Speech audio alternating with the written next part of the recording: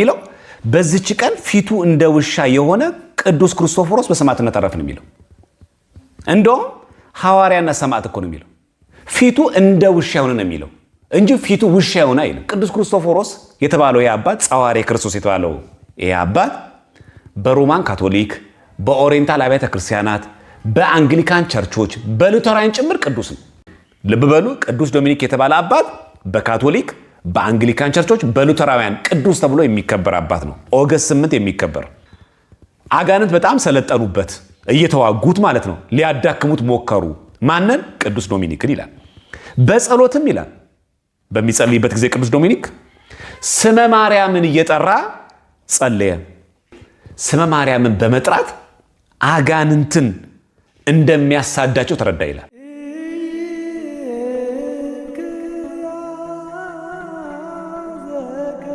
እግዚአብሔር ይገድላል፣ ያድናል፣ ወደ ሲኦል ያወርዳል፣ ያወጣልም የሚለው በዚህ በአንደኛ ሳሙኤል ምዕራፍ 2 ቁጥር 6 ላይ ያለው በዕብራይስጡ ብንመለከት፣ ምክንያቱም የብሉይ ኪዳን ክፍል ነው አንደኛ ሳሙኤል።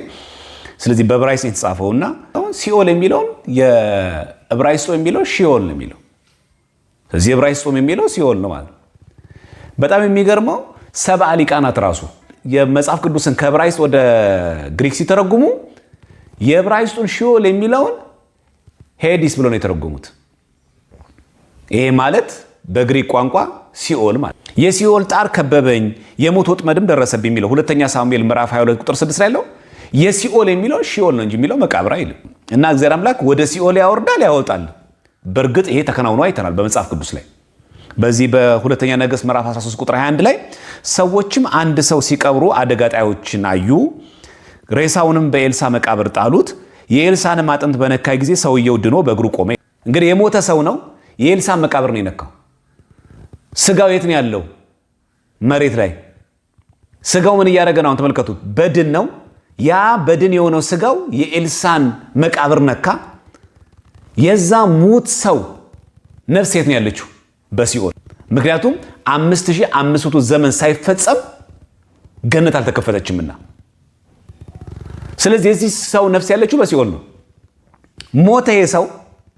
ስለዚህ ስጋው ወደ መቃብር፣ ነፍሱ ወደ ሲኦል ወረደች። የኤልሳን አጥንት ግን ሲነካ ያ ሰው ቀጥሎ ቆመ። ነፍሱ ከሲኦል ወጥታ ከስጋው ጋር ተዋህዳ ያ ሰው ቆመ ማለት ነው። እግዚአብሔር ወደ ሲኦል ያወርዳል፣ ያወጣል። ስጋው ነው ወደ መቃብር የሚወርደው እንጂ ነፍሱ የት ነው ያለችው? በሲኦል ነው ያለችው። ስለዚህ እግዚአብሔር አምላክ ወደ ሲኦል ያወርዳል፣ ከሲኦልም ያወጣል። ስለዚህ እግዚአብሔር አምላክ በጻድቁ በቅዱሱ በኤልሳ አጥንት ሙት አስነሳ። የኤልሳ አጽም ተራ የሰው አጽም አይደለም። ከዚህ የአንድ ቅዱስ አጽም የቅዱስ ኤልሳ አጽም ተነስቶ ጸልየውለት እኮ አይደለም ኤልሳ። የኤልሳ አጥንት ራሱ ሙት ያስነሳ። ስለዚህ አጽመ ቅዱሳን መንፈስ እግዚአብሔር ስላለበት ሙት አስነሳ። ሙት ሲያስነሳ ያ ሰው ተገንዞ ነው የመጣው። በድን ስጋው አለ። ነፍሱ ግን ካለችበት ከገባችበት ከሲኦል ወጥታ ከዛ ሰው ጋር ተዋህዳ ቀጥ ብላ ቆመች። እግዚአብሔር ወደ ሲኦል ያወርዳል፣ ያወጣል የሚለው ቃል ተፈጽሞ አይተናል። በሐዲስ ኪዳንም ራሱ ሞት ሆይ መውጊያ የት አለ ካለ በኋላ ሲኦል ሆይ ድል መንሳት የት አለ ይላል ሐዋርያው ቅዱስ ጳውሎስ በአንደኛ ቆሮንቶስ መልእክቱ ምዕራፍ 15 ቁጥር 55 ላይ። ሲኦል ሆይ ድል መንሳት የት አለ የሚለው ቃል የኬጂቪ ኪንግ ጄምስ ቨርዥን ግሬቭ ስለሚል አይ መቃብር ነው እንጂ ሲኦል ድል አልተነሳም እንላለን። በኬጂቪ የሚሄዱ ሰዎች ማለት ነው መግነዝ ፍቱልኝ መቃብር ክፈቱልኝ ሳይል ተነስቷልና ሲኦል ደግሞ በርብሯታል። ሲኦል ድል መንሳት የታለ ማለት 5500 ዘመን ነፍሳትን ውጦ ማስቀረት አልተቻለሽም፣ ኃይል አጣሽ ለማለት ነው። እንደውም በዚህ በተአምረ ማርያም ላይ ያለውን ገጸ ንባብ ስንመለከት እመቤታችን ቃል ኪዳን የተቀበለችበትን ሲናገር እንዲህ ይላል። በጎ ስራ ሳይሰሩ ሕግጋቱን ሳይጠብቁ መዳን የሱ ፍርድ ምን ይረቅ ይላል። ምን ማለት ይሄ ማለት በጎ ስራ ሳይሰሩ ማለት እኛ ምን መልካም ነገር አለ? በጎ ስራ አያስፈልግም አይልም። ይሄ እኛ ድነን መንግስት ሰማያት ብንገባ ይደንቃል በጣም። ሕጉን አልጠበቅንም፣ በትእዛዙ አልተጓዝንም፣ ቃሉን አልጠበቅንም። የሱ ፍርድ ነው የሚለው ተአምረ ማርያም ላይ የእመቤታችን የቅድስት ድንግል ማርያም ቃል ኪዳን ሲሰጣት የሚናገር ቁጥር 47 ላይ ያለው ቃል በጎ ስራ ሳይሰሩ ይላል። ምንም መግባር ትሩፋት ሳይኖረኝ ሕግጋቱን ሳልጠብቅ መዳን ምን ይረቅ ይላል። መዳን ነው የሚለው። በዛ ላይ አሁን የሚያወራው ስለ መዳን ነው። አንድ ለምን በእኛ ኦርቶዶክስ ቤተክርስቲያን መዳን በእምነት ብቻ ሳይሆን እምነት ሲደመር ቅዱሳት ሚስጥራት፣ ለመዳን የሚያስፈልጉ ሚስጥራት፣ መልካም ስራ፣ ክርስቲያናዊ ስነ ምግባር ጭምር ያስፈልጋል። እነዚህ ሁሉ ሳይኖሩ ግን አንድ ሰው ለመዳን የሚያስፈልጉ ሚስጥራትን ፈጽሞ ነገር ግን በጎ ስራ ሳይኖረው መዳኑ የእግዚአብሔር ፍርዱ ምን ይረቅ፣ እንዴት አይነት ቸር አባት ነው፣ እንዴት መሐሪ ነው፣ ምንም ነገር ሳይኖረን ለማለት ነው እንጂ መልካም ስራ አያስፈልግም አይልም።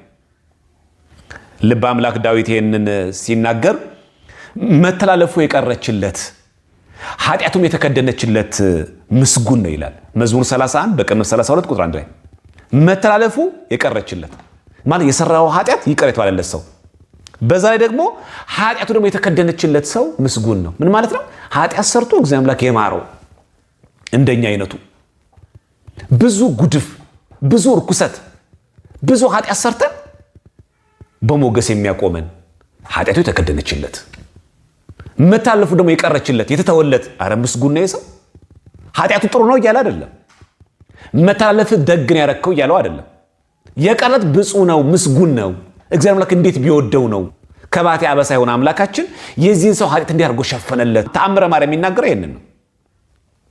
ከዛ ይቀጥልና ቁጥር 48 ላይ አምላክን የወለደች በድንጋሌ ሥጋ በድንጋሌ ነፍስ የጸናች የክብርት እመቤታችን ስም ይህች ናት ይልና ስለ ስሟ ሲናገር በተጠራ ነው የሰማያት ጽናታቸውን የምድርም ግዘፍ እስከ ሲኦል መሰረት ድረስ ይናወጣል። የማን የእመቤታችን ስም ቅጠል ንፋስ ባናወጠው ጊዜ እንዲረግፍ የመላእክትም ክንፋቸው በመደንገጥ ልርገፍ ልርገፍ ይላል። ማን? እመቤታችን ስም ማርያም ሲሰሙ። ይሄ ሲል ግን የእግዚአብሔር ስም ሲሰሙ አይደነግጥም እያለ ነው። መቻል እንደዚህ የመድኃኔዓለም ኢየሱስ ክርስቶስ ስም ሲጠሩ አይደነግጥም ይላል። ይህ ስም በተጠራ ጊዜ የፍጡራን መደንገጥ ይቅርና የሁሉ ስልጣን በእጁ የተያዘ ልጇ መድኃኒታችን ኢየሱስ ክርስቶስ ኃጥኡን በፊቱ አቁሞ የበቀሉን ፍርድ በገለጠ ጊዜ በኃጥአን ፊት ላይ በቃል ኪዳን ቀለም የተጻፈ የድንግልን ስም ሲጠራ ሰምቶ የአደባባዩን ፍርድ ትቶ በቸርነቱ በኃጥአን መፍረድን ይተዋል። ልብ በሉ፣ ይሄ ቃል የሚናገረው የድንግል ማርያምን ስም ሲሰማ ኢየሱስ ክርስቶስ ይደነግጣል አይልም። ተመልከቱ ተአምሩን ገጽ 187 ላይ ውሸት ነው የመናፍቃን ቅጥፈት የሚለው ምንድን ነው? የድንግል ማርያም ስም ሲጠራ ሰምቶ ምን ይላል? ደነገጠ ነው የሚለው? ተብረከረከ ነው የሚለው? ፈራ ነው የሚለው? አይልም። ለሱ ክብር ምስጋና ይግባውና አምላካችን መድኃኒታችን ኢየሱስ ክርስቶስ እኮ ነው። ድንግል ማርያም እኮ ሳትፈጠር እኮ ያውቃታል። የፈጠራት እኮ እሱ ራሱ። የድንግል ማርያም ስም ሲጠራ ሰምቶ ነው የሚለው። የአደባባዩን ፍርድ ትቶ፣ ያ ማለት መፍረድን ይተውና ሰናቱ ስለ ቅድስት ድንግል ማርያም ብሎ ይምራቸዋል ነው እንጂ የድንግል ማርያም ስም ሰምቶ ክርስቶስ ይደነግጣል አይልም። ውሸት ነው የተናገሩት። ተአምረ ማርያም እንደዛ አይልም። ተመልከቱ ገጽ 187 ቁጥር 51 ላይ የአደባባዩን ፍርድ ትቶ ይልና በምኑ? በቸርነቱ በመፍራት አይደለም። የድንግል ማርያም ስም ሲጠራ ፍርዱን አስቀለበሰችው አይደለም የሚለው። የድንግል ማርያም ስም ሲጠራ የእግዚአብሔር ውሳኔ ቀየረች አይደለም የሚለው። በቸርነቱ ይላል ቃሉ። በቸርነቱ በኃጥአን ላይ መፍረድ ይተዋል፣ ይምራቸዋል ካለ በኋላ ነው እንግዲህ እንደኔ ያላችሁ ኃጥአን ወንድሞቼ ሆይ እንግዲህስ ወዲህ 16ቱን ሕግጋት ለመፈጸም 16ቱ የሚለው 10 ትእዛዛትና 6ቱ ቃላተ ወንጌል የእግዚአብሔር ባሮች መሆንን እንሻይ ነው የሚለው። እንሻ ነው የሚለው። ንህስስ ነው የሚለው ግዕዙ ራሱ። ቁጥር 54 ላይ ይህች እመቤታችን ናት ከንጉሥ ከልጇ ጎን በፈሰሰ ደሟ አይልም፣ ከንጉሥ ከልጇ ጎን በፈሰሰ ደም ነው የሚለው። ተአምረ ማርያም ገጽ 188 ላይ ቁጥር 54 ለሚናገሩ ያለ ነው። ስለዚህ የልጇ ስም ሲጠራ እግዚአብሔር አምላክ ፍርዱን መፍረድ ትቶ በቸርነቱ ነው የሚለው። ተገዱ አይልም። ቅዱስ ዶሚኒክ የተባለ አባት ኦገስት 8 ለሚከበረው ቅዱስ ዶሚኒክ የተባለ አባት በካቶሊክ በአንግሊካን ቸርች እና በሉተራውያን ይከበራል። ቅዱስ ዶሚኒክም ይላል መንፈሳዊ ውጊያ በዛበት ይልና አጋንንቱም ይላል ጸባ አጋንንቱ ያለማቋረጥ ለማዳከም ይጥሩት ነበር። ማንን? ቅዱስ ዶሚኒክን። ልብ በሉ፣ ቅዱስ ዶሚኒክ የተባለ አባት በካቶሊክ በአንግሊካን ቸርቾች በሉተራውያን ቅዱስ ተብሎ የሚከበር አባት ነው። ኦገስት 8 የሚከበር አጋንንት በጣም ሰለጠኑበት፣ እየተዋጉት ማለት ነው። ሊያዳክሙት ሞከሩ። ማንን? ቅዱስ ዶሚኒክን ይላል። በጸሎትም ይላል በሚጸልይበት ጊዜ ቅዱስ ዶሚኒክ ስመ ማርያምን እየጠራ ጸለየ። ስመ ማርያምን በመጥራት አጋንንትን እንደሚያሳዳቸው ተረዳ ይላል። ከዛ ቀጥሎም እንደሚላል ከዕለታትም በአንድ ቀን ዲያብሎስ በተነሳበት ጊዜ የእመቤታችን የቅድስት ድንግል ማርያም ስሟን ሲሰማ ርኩሱ መንፈስ መቋቋም ተሳነው ይላል። ይሄ ተረት ነው። በጣም ግልጽና በጣም የታወቀው ይላል በፓዷ የነበረው ቅዱስ እንጦስ የተባለ በዘፓዷ ቅዱስ እንጦስ የተባለ አባት በተደጋጋሚ ጊዜ በአጋንንት ይሰቃይ ነበር። በአንድ ወቅት ሌሊት አጋንንት ተዋጉት ይላል። ይሄንን እንጦንስ ዘፓዷ የተባለውን አባት ሲዋጉት ሲጸልይ ስመ እግዝእትነ ማርያምን የእመቤታችን የቅድስት ድንግል ማርያምን ስም ሲጠራ አጋንንቱ ማሰቃየቱን ተወ ይላል። እንደውም ምን ማለት ጀመረ ቅዱስ እንጦንዮስ ዘፓዷ? እመቤታችን ቅድስት ድንግል ማርያም ሰማያዊት እመቤት ማለት ይጠራታል። ያ ማለት በእግዚአብሔር ስም አጋንንት አይደነግጡም እያለ ነው። በነገራችን ላይ ቅዱስ እንጦንዮስ ዘፓዷ መላችሁ ይሄ አባት በአንግሊካን ቸርቾች እንዲሁም ደግሞ በካቶሊክ ቸርቾች ቅዱስ ተብሎ የሚጠራባት። ይህ ቅዱስ ዮሐንስ ቪያኒ የተባለ አባት ደግሞ በካቶሊክም በአንግሊካን ቸርቾች ቅዱስ የተባለ አባት ነው። አሁንም በአንግሊካን ቸርቾች ነው ተመልከቱ፣ ቅዱስ የተባለ አባት ነው። በተደጋጋሚ ጊዜ አጋንንት ይዋጉታል፣ እንቅልፍ ይነሱታል። ስመ ማርያምን በጠራ ጊዜ ይላል የአጋንንት ክፉ ስራ ይቆማል። ከሴቶች ሁሉ ንጽሕት የሆነችውን ስመ ማርያምን አጋንንት መታገስ እንደማይቻላቸው እርግጠኛ ነበር ይላል። ወደ እርሷ በመማፀን በአጋንንት ፍላጻ ጊዜ ጥባትን አገኘ ይላል። ከሴቶች ሁሉ ተለይታ ንጽሕተ ንጹሐን ቅድስተ ቅዱሳን የሆነች ድንግል ማርያም ስሟ በተጠራ ጊዜ አጋንንት ተቋቁመው መቆም እንደማይቻላቸው እርግጠኛ ነበር ይላል። ይሄ የተናገረው ቅዱስ ዮሐንስ ቪያኒ የተባለ አባት በካቶሊክም በአንግሊካን ቸርቾችም ቅዱስ ተብሎ የሚጠራ አባት ነው። እመቤታችን ቅድስት ድንግል ማርያምን በመማፀን ይላል አጋንንት በተዋጉት ጊዜ ጥንካሬን አገኘ፣ ብርታትን አገኘ ይላል። ስለዚህ እኛን አይደለም መቃወም ያለባችሁ ቅዱስ ዮሐንስ ቪያኒን፣ ቅዱስ እንጦንስን ደግሞ ዘፓዷን እና ቅዱስ ዶሚኒክ የተባለ አባትን ለምንድነው አንግሊካን ቸርቾች ቅዱስ አድርጋችሁ የምትቆጥሩት? እንዴት በድንግል ማርያም ስም አጋንንትን ማስቆም ቻለ? እንዴት አጋንንትን መገዘት ቻለ? እንዴት አጋንንትን ማባረር ቻለ ብላችሁ እሱን ውቀሱት። ጥላቻው የኢትዮጵያ ኦርቶዶክስ ቤተክርስቲያን ላይ ስላለ ማለት ነው። ኮፕቲክ ሳናክስረም ሰማዕቱ ቅዱስ መርቆሬዎስ አቡሳፊን ብሎ ይጠሩታል እና ታላቁ ባሲሊዮስ ያ ማለት ባሲል ዘግሬት ያ ማለት ባሲል ዘግሬት ባሲሊዮስ ዘቂሳርያ በኦሪየንታል በእኛ በኢስተርን ኦርቶዶክሶች በአንግሊካን እና በሉተራውያን ቅዱስ ተደርጎ የሚታሰብ ነው። ባሲሊዮስ ዘቂሳርያ በሰማዕቱ በቅዱስ መርቆሬዎስ ስዕል ፊት ቆሞ እንደጸለየ ያሳያል። ህዳር 15 ስንክሳራችን ስንመለከት የሰማዕቱ የቅዱስ ሚናስ እናት በእመቤታችን በቅድስት ድንግል ማርያም ስዕል ፊት ቆማ ስትጸልይ ያሳያል። ምን ብላ ጸለየች? እመቤቴ ድንግል ማርያም ሆይ ከልጅሽ ከወዳጅሽ አማልጅኝ። አንድ ተመለከቱት ምን እንደሚል ስንክሳሩን ኮፕቲክ ሳናክስራ ላይ ያለ ከልጅሽ ከወዳጅሽ ዘንድ አማልጅኝ አለቻትና እባክሽን ልጅ እንዲሰጠኝ ለምኝልኝ አለቻት። ልኬን ስትጸልይ ከምስለ ፍቁር ወልዳ ስዕል አሜን የሚል ቃል ወጣ ይላል። ስለዚህ የኢትዮጵያ ኦርቶዶክስ ተዋሕዶ ቤተክርስቲያን ስዕል ብቻ ነው የሚናገሩት ብሎ የሚናገሩ ሰዎች ጤነኛም አይደሉም። በግብጽም አለ የኪዳነ ምሕረት ስዕል እንባ ያነባች ዊፒንግ አይከን ቅባ ቅዱስ ያንን እንባ ደግሞ እንደ ቅባ ቅዱስ የተጠቀሙት ደግሞ እናያለን። Today we're going to Port Said where there is an icon of Saint Mary that weeps oil. As you can see when it gets close up that drops of oil are on a picture of Saint Mary and eventually it goes down to this bag at the bottom. This oil that comes out is actually fragrant oil, so it actually has a nice smell to it.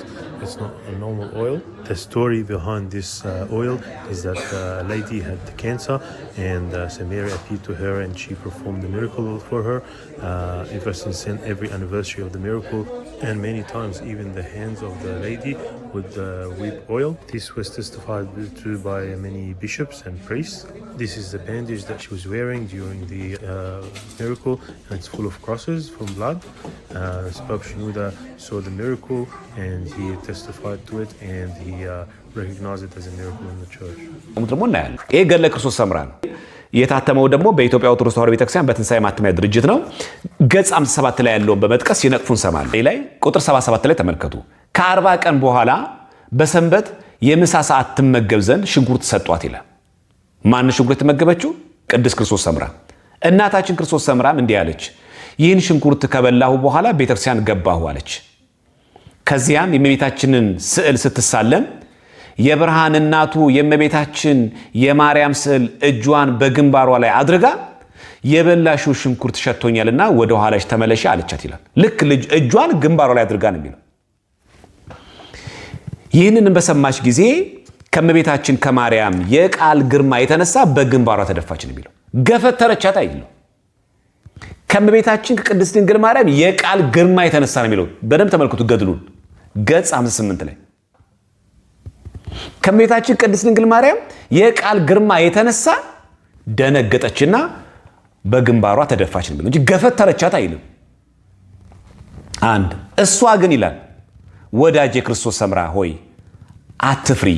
ድንግል ማርያም ነው የምትላት እንግዲህ ክርስቶስ ሰምራ ከቃሏ ግርማ የተነሳ ብትወድቅም ክርስቶስ ሰምራ ድንግል ማርያም ግን አጻናቻት። ምን ብላ? ወዳጄ ክርስቶስ ሰምራ ሆይ አትፍሪ አለቻትና አትደንግጪ ብላ በእጇ አነሳቻት ይላል። በእጇ እንደዚህ ብላት አለች፣ በእጇ ደግሞ አነሳቻት ይላል። ከዛስ ነገር ግን አለቻት። ቁጥር 82 ላይ ተመልከቱ። ሽንኩርት ከበላሽ በኋላ ከቤተ ክርስቲያን አትግቢ። ለምን? ርኩስ ነው ያለቻት አይደለም፣ ሽታው ፈጽሞ የተጠላ ነውና አለቻት። በቤተ ክርስቲያን ስርዓት እንደምታውቁት አንድ ሰው ነጭ ሽንኩርት በልቶ ሰውነቱ መጥፎ ጠረን እያለው መግል እየመገለው ማንኛውም አይነት የሚረብሹ ሽታ ኖሮት መቅደስ መግባት የለበትም። ስዕለ ማርያም የምትናገር ይህን ነው። እንደ ተራ ስዕል አትይኝ። ስለዚህ ምን ያክል ይሄ የሚያሳየው እኮ የቅድስት ክርስቶስ ሰምራን ክብር ነው። ምክንያቱም ድንግል ማርያም እስክትገለጥላት ድረስ እንዲህ አታድርጊ፣ እንደዚህ አልወድም። ምንድን ያለቻት?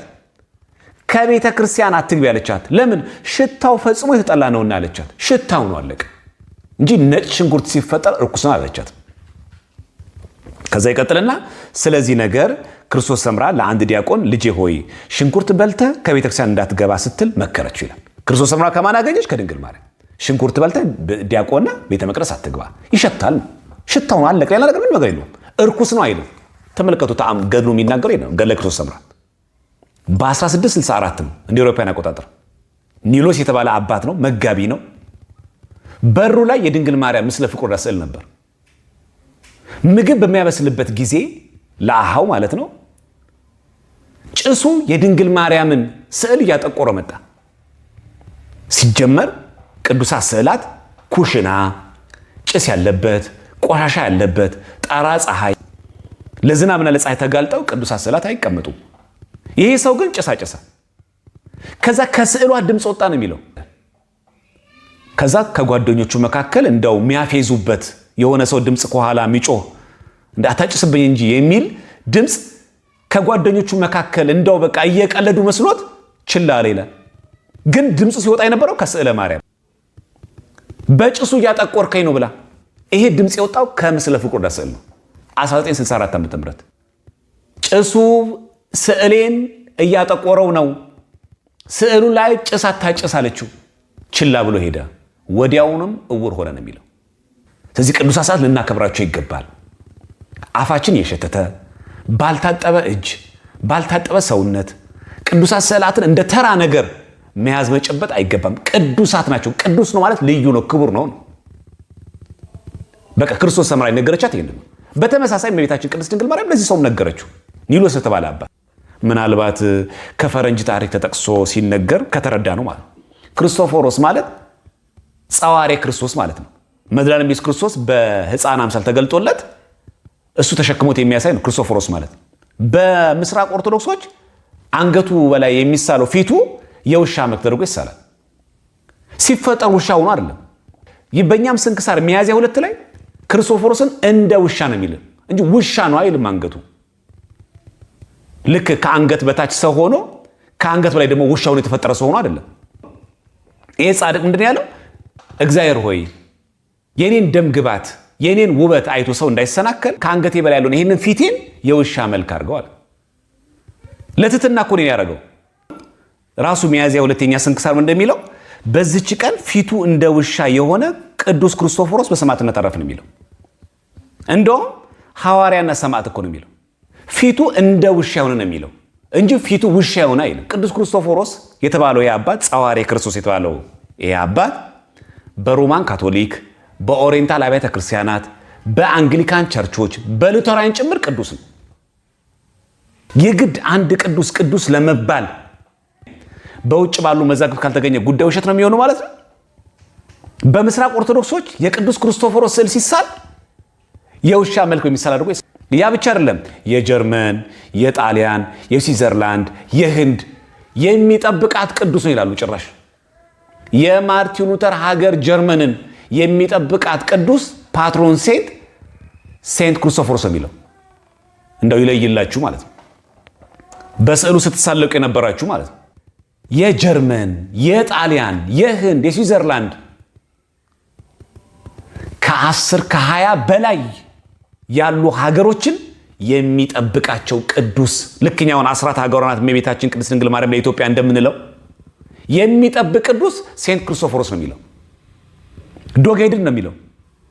ስለዚህ ከጥላቻ የመነጨ መሆኑን ትረዳላችሁ ማለት ነው እንጂ ዕውቀት ያለው በዕውቀት የሚሞግት ሆኖ አይደለም። በስዕል ፊት ሻማ ማብራት፣ ጧፍ ማብራት ግን በኢትዮጵያ ኦርቶዶክስ ቤተክርስቲያን ነው ይላሉ። ይሄም ውሸት ነው እና ዘ ቬኔሬሽን ኦፍ አይከንስ ኢን ኦሪየንታል ኦርቶዶክስ ቸርች የሚለው ይሄ መጽሐፍ ገጽ 72ን ተመልከቱ። ናውዴይስ ዘ ኮፕትስ ኮንቲኒው ቱ ቬኔሬት አይከንስ ይላል። የኮፕቲክ ኦርቶዶክስ ቤተክርስቲያን ስዕላትን ታከብራለች ይልና ማክበር ብቻ አይደለም፣ ቱ ፕሬይ መጸለይ፣ በስዕል ፊት መጸለይ፣ ቱ ላይት ካንድልስ ሻማ ማብራትን በስዕል ፊት ኢን ፍሮንት ኦፍ ዘም ኢን አኮርዳንስ ዊዝ ዜር ትራዲሽን ኢን ዘ ቸርች ኦር አት ሆም። ይኸው ገጽ 72 ተመልከቱ። የግብፅ ኦርቶዶክስ ቤተክርስቲያን በስዕላ ፊት ቆሞ መጸለይን፣ ሻማ ማብራትን በቤታቸውም በቤተክርስቲያናቸውም እያደረጉ ለስዕል ክብር ይሰጣሉ ነው የሚለው። ስለዚህ ባህታ ቤተክርስቲያናት በኦሪየንታል ቤተክርስቲያናትም ሆነ በምስራቅ ኦርቶዶክሶች በስዕል ፊት ቆሞ ማይጸልይ፣ በስዕል ፊት ሻማ ማበራ፣ ጧፍ ማበራ፣ በስዕል ፊት ቆሞ ጸሎት ማቀርብ፣ ዕጣን ማጠን የለም። ከቀደምት አባቶቻችን ደግሞ ቅዱስ ዮሐንስ አፈወርቅ የሐዋርያው የቅዱስ ጳውሎስን መልእክታት በሚተረጉምበት ጊዜ የሐዋርያው የቅዱስ ጳውሎስ መንፈስ ጸጋ እንዳይለየው፣ ምክንያቱም የቅዱስ ጳውሎስን መልእክት ለመተርጎም የቅዱስ ጳውሎስ መልእክት የተጻፈበትን ጽንሰ ሐሳብ መንፈሱ መረዳት ያስፈልጋል። ይሄ ከእርሱ እንዳይለየው የሐዋርያው የቅዱስ ጳውሎስ መልእክት ሲተረጉም የቅዱስ ጳውሎስን ስዕል ከፊት ለፊት አድርጎ ነው። ጣዖት እያመለከ ነው። ያ ብቻ አይደለም፣ ደግሞ ቅዱስ ጳውሎስ ደግሞ ይገለጥለታል። ደግሞ ከጀርባው እንደምትመለከቱት በጆሮ ደግሞ ያናግረዋል በለሆሳስ። ቅዱስ ዮሐንስ አፈወርቅ የቅዱስ ጳውሎስ መልእክት ሲተረጉም እኔ በተረዳሁበት እኔ በጻፍኩበት የመልእክት መንገድ ለመናገር የፈለግኩትን ለማሳለፍ የፈለግኩትን መልእክት እየተረዳህ አሁን የተረጎምክልኝ እያለው በጆሮ ሲያናገረው ስዕሉ ይናገራል። ስለዚህ ይሄ በቤተክርስቲያናችን የሚታወቅ ነው። ቅዱስ ዮሐንስ አፈወርቅም አድርጎታል። በአርመን ሐዋርያት ቤተክርስቲያንም በስዕል ፊት ጸሎት ይደረጋል፣ በስዕል ፊት ዕጣን ይታጠናል፣ በስዕል ፊት ሻማ ይበራል። በሶርያ ያዕቆባዊት ቤተክርስቲያንም በስዕል ፊት ዕጣን ይታጠናል፣ በስዕል ፊት ጸሎት ይደረጋል፣ በስዕል ፊት ደግሞ ሻማ ይበራል። በግብፅም ልክ እንደዚሁ፣ በህንድ ማላንካራም፣ በግሪክም በሩሲያ ቤተክርስቲያን ያለና የተነገረ ነው። ስንክሳር ነሐሴ 30 ብትመለከቱ አንቺ ስዕል ሆይ እነሆ ሄደሽ አብርሃምን እንዲበዩ ይላል። ጌታችን ስዕሏን ላካት ነው የሚለው። ስለዚህ እግዚአብሔር አምላክ ያደርጋል። የቤታንያ ድንጋዮች እንኳን ይናገሩ የለ እንኳን ስዕል ቀርቶ። ሐምሌ 28 ስትመለከቱ ልጆቻቸውም 12 ዓመት በሆናቸው ጊዜ የሆድ ዝማ በሽታ ታመው በአንዲት ቀንም ሞቱ ይላል። እንድራኒቆስም አይቶ ክብር ይግባውና በጌታችን በኢየሱስ ክርስቶስ ስዕል ፊት ራሱን ጥሎ እንዲህ ብሎ አለቀሰ ይላል። እንድራኒቆስ የተባለው አባት በመድኃኒዓለም በኢየሱስ ክርስቶስ ስዕል ፊት ራሱን ጥሎ እያለቀሰ ጸለየ ይላል። በስዕል ፊት መጸለይ አለ። ይኸው ስንክሳራችን ሐምሌ 28 ላይ አለ። ምን ብሎ አለቀሰ እየጸለየ? ከእናቴ ማኅፀን ራቁቴን ወጣው፣ ወደ እግዚአብሔርም ራቁቴን እሄዳለሁ። እርሱም ሰጠ፣ እርሱም ወሰደ። የእግዚአብሔር ጌትነቱ ስም የተባረከ ይሁን ለዘላለሙ አሜን ይላል። በጌታችን በመድኃኒታችን በኢየሱስ ክርስቶስ ስዕል ፊት ነው የሚለው ሐምሌ 28 ስንክሳራችን እንደዛ ነው የሚናገረው። አሁንም እዛው ሐምሌ 11 ላይ እንዲህ የሚል ቃል አለ። በዚያን ጊዜ በሚያስጨንቅ ደዌ ታሞ እየተጨነቀ ኖረ። ስለነፍሱም መውጣትና በእግዚአብሔር ፊት ከዛ ስለመቆሙ ይፈራና ይደነግጥ ነበረ። የእመቤታችን ማርያም ስዕልም በዚያ ነበር ይላል። ከዛ አስቀጥሎ ወደ እርሷም አዘውትሮ ይማልድ ነበረ። የማን ስዕል ነበር? የድንግል ማርያም ስዕል ነበር። አዘውትሮ ይለምን ነበረ። በዚያን ጊዜም ክብር ይግባውና ራሱ እግዚአብሔር በብሩህ ገጽ ተገለጠለት። በማን ፊት ጸልይ ነበረ? በድንግል ማርያም ስዕል ፊት ጸልይ ነበር። ይህን የምናገኘው ሐምሌ 11 ላይ ስንክሳራችን ላይ። ስለዚህ በስዕል ፊት ቆሞ መጸለይ ከአረብኛ ወደ ግዕዝ ከግዕዝ ወደ አማርኛ የተረጎመው ላይ ስንክሳራችን ላይ ማለት ገድልና ድርሳን ላይ ብቻ አይደለም ያለው። ሐምሌ 8ም ተመልከቱ። አባ ኪሮስ በእግዚአብሔር ትእዛዝ ወደ እሳት ገዳም ሄደ። ከዚያም ደርሶ ቤተክርስቲያኒቱን ተሳለማት። በዚያም አምላክን የወለደች የእመቤታችን የድንግል ማርያም ስዕል አየ ይላል። ማን? አባ ኪሮስ። ከዓይኖቹም እንባ እያፈሰሰ እመቤቴ ሆይ አስቢኝ አላት። ስዕሊቱም ይላል ይኸው ስዕሊቱም ኪሮስ ሆይ መምጣትህ መልካም ነው፣ ከዚህም አትለፍ፣ የአባትን አጽም ትጠብቅ ዘንድ ወደ ማደሪያ ተመለስ እንጂ አለችው ይላል። ማን? ስዕሊቱ። ሰኔ 10 ላይ አለ። ሰኔ 29 ላይ በሌሊት ወደ ቤተ ክርስቲያን ገብቶ ከእመቤታችን ቅድስት ድንግል ማርያም ስዕል ፊት ቆሞ ጸለየ። እመቤቴ ሆይ ለአንቺና ለማይሻር ንጉሥ ልጅሽ እገዛ ዘንድ ወደምሄድበት ምሪኝ አላት። እርሷም ወደ ቶርማቅ ተራራ ሂድ፣ እግዚአብሔርም ካንተ ጋር ይሁን አለችው ይላል። በማን ፊት ጸለየ ነው የሚለው? ከእመቤታችን ቅድስት ድንግል ማርያም ስዕል ፊት ቆሞ ጸለየ ነው የሚለው። በእመቤታችን በቅድስት ድንግል ማርያም ስዕል ፊት ቆሞ መጸለይ በቀደምት አባቶችም ያለው በስንክሳራችንም አለ። ሐምሌ 29 ላይ ባስልዮስ፣ የሚገርመው ነው ባስልዮስ ሰኔ 21 ላይ ቅዱስ ባስልዮስም ያንን ሰሌዳ ወስዶ የእመቤታችንን ስዕል ይሳልበት ዘንድ ለሰዓሊ ሰጠው ይላል። እመቤታችንም ቅድስት ድንግል ማርያም በሌሊት ራእይ ለቅዱስ ባስልዮስ ተገለጸችለት። ስዕሏንም በዚያ ሰሌዳ ላይ እንዳይሳል ከለከለችው ይላል። እንዳይሳል ከለከለችው፣ ከአመፀኛ ሰው እጅ ወስዶታልና። ምክንያቱም ምንድን ነው? ስዕል እየተወገዘ ሳይሆን ከአመፀኛ ሰው በተወሰደ ሰሌዳ ላይ ስዕሏ እንዳይሳል። እንዲህ ስዕል የተወገዘ ነው አይልም። አስተውላችሁ ስሙ። እጅግም ያማረ የእመቤታችን ስዕሏ የተሳለበት የሁለት ደናግል ስዕል የአንዲቱ በቀኝ የአንዲቱ በግራ ሆኖ የተሳለበት ቀይ ሰሌዳ ያለበት ቦታ ነገረችው ይላል። ይሄ አሁን ሰኔ 21 ላይ ለባስልዮስ ዘቂሳርያ ተገለጠችለት ድንግል ማርያም። እግዚአብሔር አምላክ ሁላችንም ከነማተባችን ለክብር ያብቃን። ወስብሐት ለእግዚአብሔር።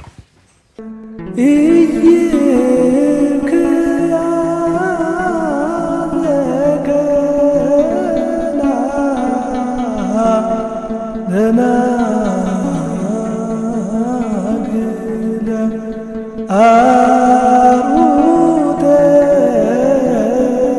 መስቀል ልጾ